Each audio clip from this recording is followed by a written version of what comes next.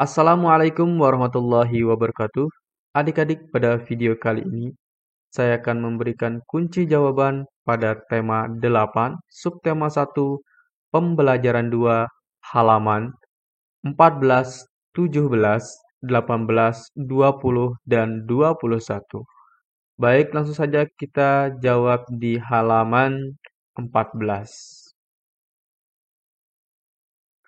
Di sini ada 3 kolom. Di halaman 14, 2 kolom yang kita jawab, kemudian nanti di halaman 15 ada 1 kolom. Soal pertama, amatilah teks lagu Yamko Rambe Yamko. Identifikasi tinggi rendah nada dari notasi lagu di depan. Apa yang kamu temukan? Oke, He Yamko Rambe Yamko Arona Wakombe. He Yamko Rambe Yamko Arona Wakombe. Te mino kibe kubano kombe beko yumano bungo awe ade. Temino kibe kubano ko. Oke, baik seperti ini ya. Nah, yang warna merah ini merupakan nada tinggi dari lagu Yamko Rambe Yamko. Nah, untuk warna hitam merupakan nada rendah. Nah, pertanyaan kedua, apa makna yang terkandung dari lagu Yamko Rambe Yamko? Yamko Rambe Yamko, lagu tentang peperangan yang menyedihkan. Lagu ini mengisahkan sebuah pertikaian dalam negeri. Di dalam lirik lagu ini, si penyanyi hendak menjadi pahlawan, disebut bunga bangsa, dan mempertahankan kemerdekaan.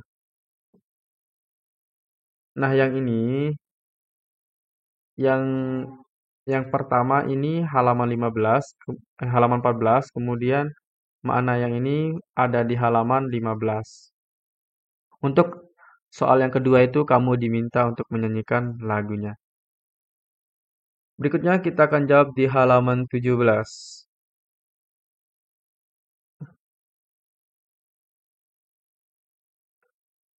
Cerita jenaka adalah cerita pendek berisi kebodohan atau kecerdikan seseorang dan menimbulkan senyum atau tawa bagi pembaca atau pendengar. Contoh Pak Pandir, Pak Belalang, dan Lebay Malang. Yang kedua, cerita fiksi yang kedua adalah Mite. Mite adalah cerita berhubungan dengan kepercayaan suatu benda, peristiwa gaib, alam gaib, atau yang dipercaya mempunyai kekuatan gaib seperti dewa, peri, dan hutan. Kemudian yang ketiga, fabel. Fabel adalah cerita dengan tokoh-tokoh binatang yang diceritakan hidup dan bermasyarakat seperti manusia. Contoh, kancil dengan buaya dan burung bangau. Yang keempat, legenda adalah cerita lama mengisahkan riwayat terjadinya suatu tempat atau wilayah kejadian alam. Asal-usul suatu benda atau kejadian di suatu tempat atau daerah. Contoh terjadinya Gunung Tangkuban Perahu. Yang kelima, saga. Saga adalah cerita lama yang mengandung unsur sejarah misalnya kepahlawanan. Contohnya Calon, Arang, dan Lutung Kasar. Yang keenam, cerpen. Cerpen adalah cerita fiksi yang memaparkan kisah ataupun cerita tentang kehidupan manusia melalui tulisan pendek. Cerpen dapat selesai dibaca dalam sekali duduk. Contoh, cerpen-cerpen anak pada majalah atau surat kabar berupa Putri Tunjung Buih dan Putri dari Bambu. Cerita fiksi yang ketujuh adalah novel. Cerita fiksi yang panjang dan mengandung rangkaian cerita kehidupan seseorang dengan orang di sekelilingnya dengan menonjolkan watak setiap tokoh. Contoh, Laskar Pelangi karya Andrea Hirata. Itu novel tadi ada di halaman 18. Sekarang kita akan lanjut di halaman 18 yang 2 kolom di Ayo Berlatih.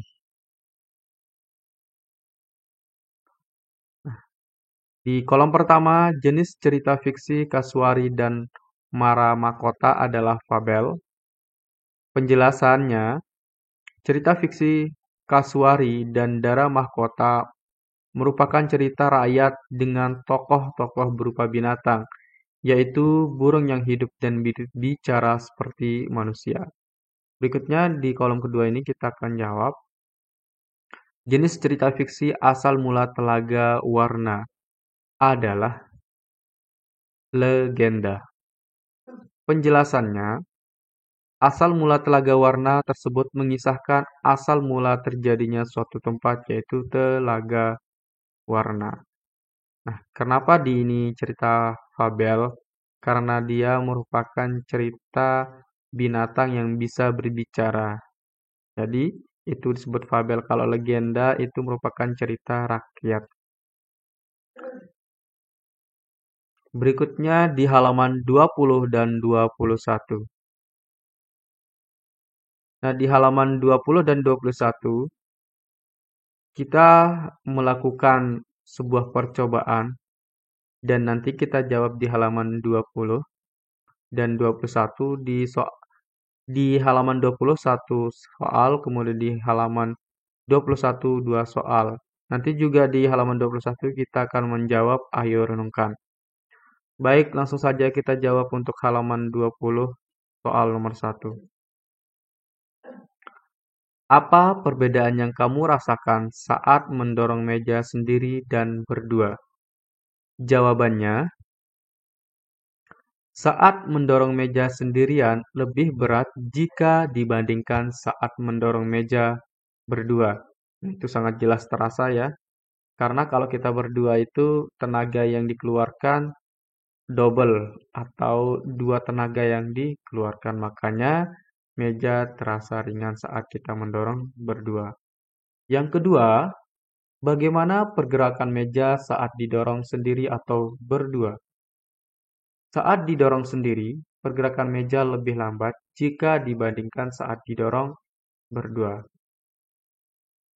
Oke, berarti kalau saat didorong berdua, mejanya tambah cepat. Berikutnya soal nomor 3. Apa kesimpulanmu dari percobaan ini? Kesimpulannya adalah jumlah gaya yang diperoleh meja yang didorong dua anak dua kali lebih besar dibandingkan jumlah gaya pada meja yang didorong satu anak. Akibatnya, gerakan meja yang didorong dua anak menjadi lebih cepat. Sebaliknya, gerakan meja yang didorong satu anak menjadi lambat. Jadi, pemberian gaya berpengaruh terhadap kecepatan gerak benda. Nah, berikutnya kita akan jawab ayo renungkan di halaman 21. Ada 3 soal di ayo renungkan yang kita jawab. Soal yang pertama, apa yang kamu pelajari hari ini? Hari ini saya telah belajar tentang tinggi rendah nada, macam-macam cerita fiksi, tokoh pada cerita fiksi, pengaruh gaya terhadap gerak. Kemudian yang kedua, apa yang harus kamu perhatikan saat menyanyi? Saat menyanyi, salah satu yang harus diperhatikan adalah tempo lagu dan tinggi rendah nada yang dinyanyikan. Yang ketiga, apakah pengaruh gaya terhadap gerak benda? Pemberian gaya berpengaruh terhadap kecepatan gerak benda. Baik, itu saja untuk kunci jawaban kali ini. Semoga bermanfaat. Assalamualaikum warahmatullahi wabarakatuh.